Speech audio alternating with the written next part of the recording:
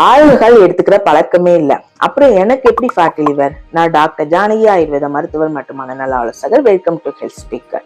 நம்ம பாடியில cleaning and metabolism நடக்கக்கூடிய ஃபேக்டரி தான் கல்லீரல்.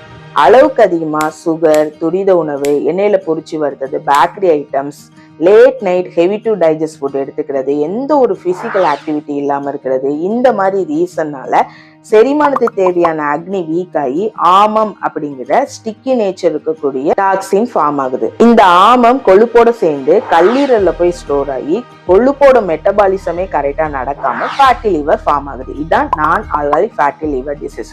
மோஸ்ட்லி எந்த ஒரு அறிகுறியும் நமக்கு காட்டாது, ஸ்கேன்ல தான் நமக்கு தெரியும். டைமுக்கு ஃபுட் எடுத்துக்கிறது, நைட் டைம் கொஞ்சம் இயர்லியாவே ஈஸியா செரிமானம் ஆகக்கூடிய ஃபுட் எடுக்கிறது, டெய்லியும் நம்மளால முடிஞ்ச அளவுக்கு வாக்கிங் போறது, sugar, bakery items, fried food இதெல்லாம் அவாய்ட் பண்றது பெட்டர்.